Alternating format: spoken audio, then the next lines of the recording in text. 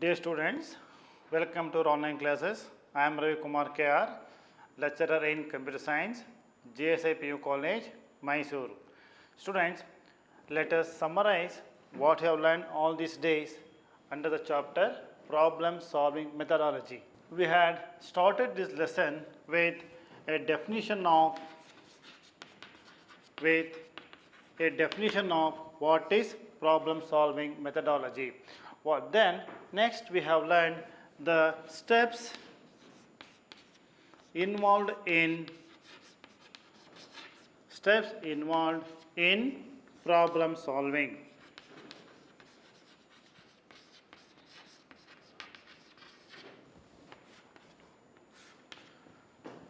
The steps involved in problem solving. Under this, we have discussed the steps.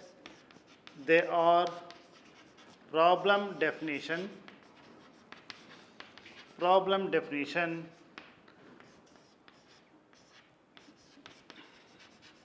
analysis,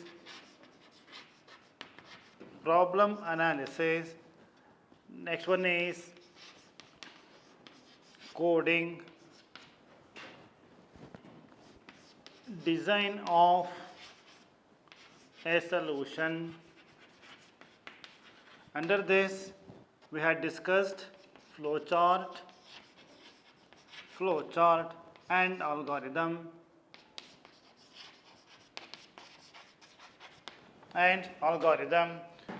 coding, testing or debugging, documentation, and finally maintenance.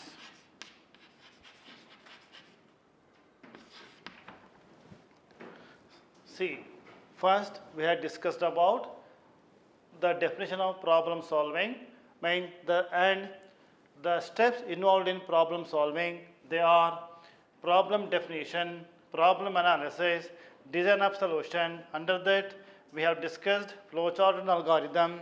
Next, coding, testing and debugging, documentation and maintenance.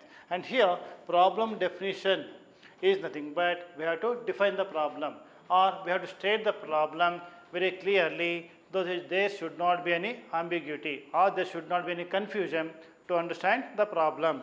Next, once the problem has been defined clearly, we have to analyze the problem. Analyze it in the sense we have to find out, or we have to think of the number of inputs or type of inputs and the formulae or the steps, logic, and finally we have to print the result.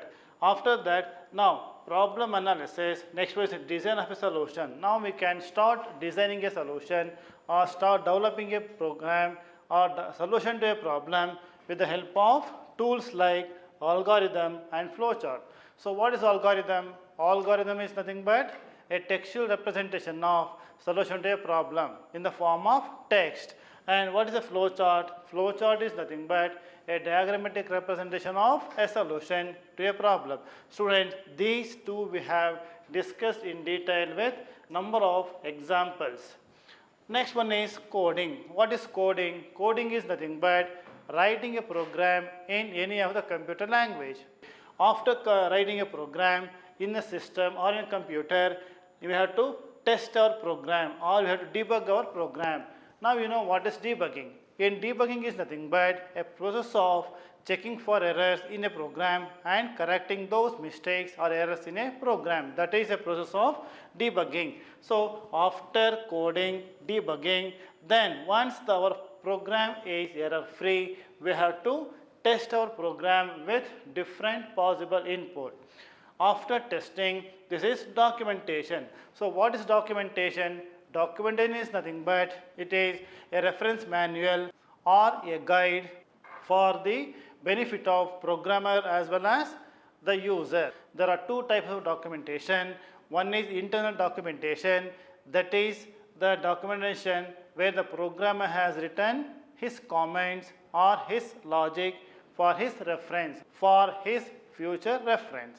external documentation, it is nothing but a guide, or the programmer might have written the procedures to how to use a particular product or a software for the benefit of users. That is documentation. Maintenance. Once the program has been written or once any software has been developed, that particular software or program, it has to be maintained. The meaning is that very frequently we have to keep updating those softwares. Maintenance is also includes the modification in a program or update in a program as per the user requirement. We have also practiced many algorithms with some examples. Under algorithm, we have discussed the analysis of algorithm. So, algorithm can be analyzed in three different cases. One is the best case. Next one is average case. And next one is worst case. Here, algorithm can be analyzed in these three cases. One is best case. How can we say this algorithm is best algorithm? Based on one is time constraint and space constraint. I mean, algorithm must take less time for executing all its statement, and also it should occupy minimum space or less space in computer memory. So based on that, we have three different cases: best case, average case, and worst case.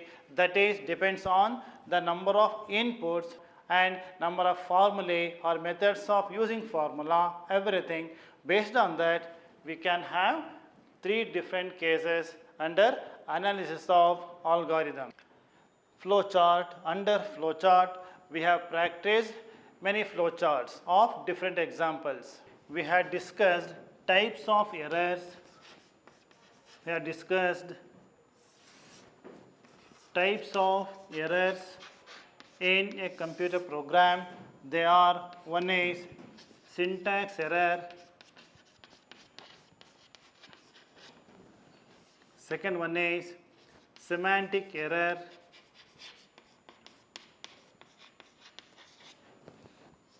logical error, fourth one is runtime error. So here we have learned the definition of these different types of error. So what is syntax error? And syntax error is nothing but any grammatical mistakes in a program or in the syntax, that is syntax error.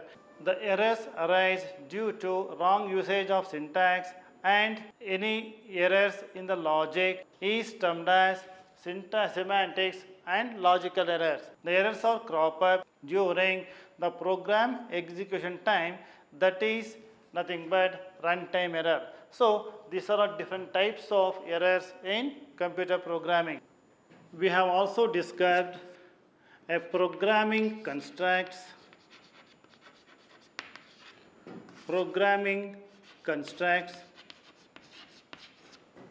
Programming constructs are nothing but programming statements. Here we have, there are three types of programming construct. They are selection construct, iteration construct, sequential construct, sequential program construct. And here selection construct, under that we have discussed if construct and if else construct, if else if, and nested if, switch case and switch case. So we have discussed these selection construct with examples. These are the construct we using with condition. So any logical conditions, it has two possible answers. One is yes or no, or it can be termed as true or false. So if you, in this type of construct, if If the condition is true, it executes a group of statements, and if condition fails, it executes another set of statements. That's what we have discussed under selection statement. And here under iteration statement, we have discussed while construct, do while construct, and for construct. And here what is iteration? Iteration is nothing but a repeating a set of statements for a specific number of times. Sometimes it is necessary for a programmer to make use of or to repeat a certain group of statements for a specific number of times, and here all the constructs will work based on certain condition, logical condition. If the loop or the repetition statement will continue as long as the condition is true, or until the condition is true, the set of statements will be repeated for a specific number of times.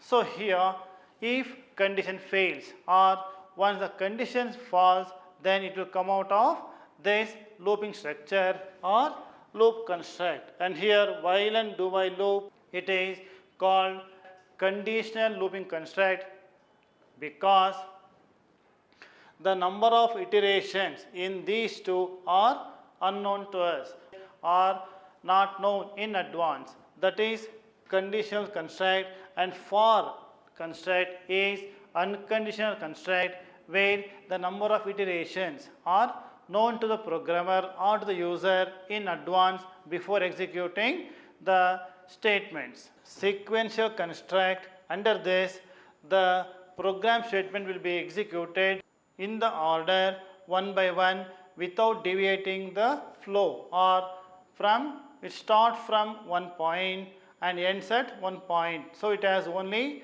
one entry and one exit point. Next, also we have discussed about the quality of a good program. So we can say that any program is good based on two factors. One is it must take less space in the computer memory, and it executes the statement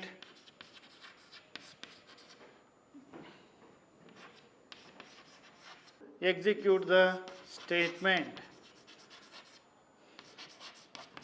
takes less time to execute the statement, then we can say that those programs are good.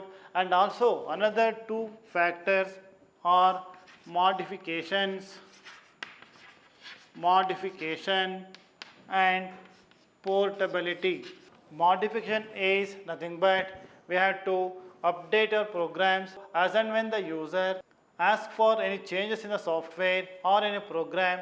So the programmer must be in a position to change his program for the benefits of user. So that is modification. And portability. So our program or software must work on different platforms or maybe on different systems or at different locations. That is portability. Approaches to problem solving.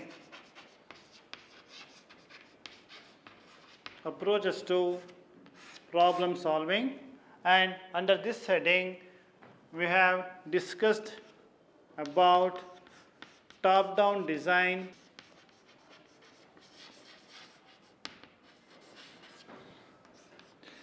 bottom-up design,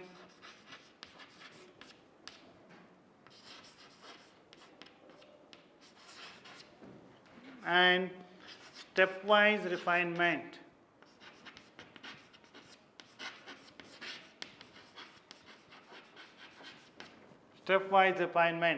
And here this is nothing but how do we approach a problem before developing a solution.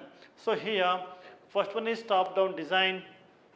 Here, this is nothing but dividing the entire program or a problem given into number of sub-problems until we get a final solution to a particular sub-problem. So it is, we can view this one as a tree structure, and there we had discussed about an example of temperature conversion. And bottom up design, it starts with identifying the modules available with existing system, and we are trying to integrate these small modules into the main program. Or in other words, we can say that here we have started working, or the user started working with a small module from the scratch. So very good example for this is a construction of a building. There we have to start constructing a building from the foundation level, then walls, then roofing, etc. and so on. So that is bottom up design. And here next one is stepwise refinement, is the process of dividing the problem into sub-problems, and again the sub-problems can be divided into subtasks at each and every level of a program. So here we have keep on dividing this until the final sub-problem, which has to be converted into a program statement. So that is stepwise refinement. Programming technique.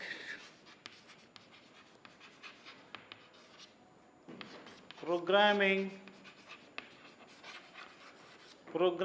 technique. It is nothing but a method of programming. They are unstructured programming, structured programming, structured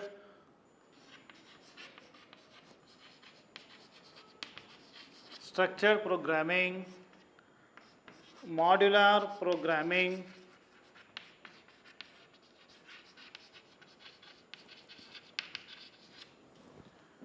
procedural programming,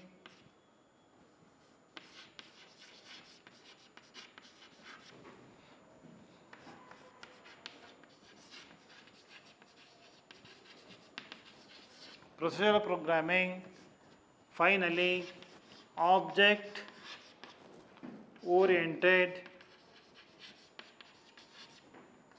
programming.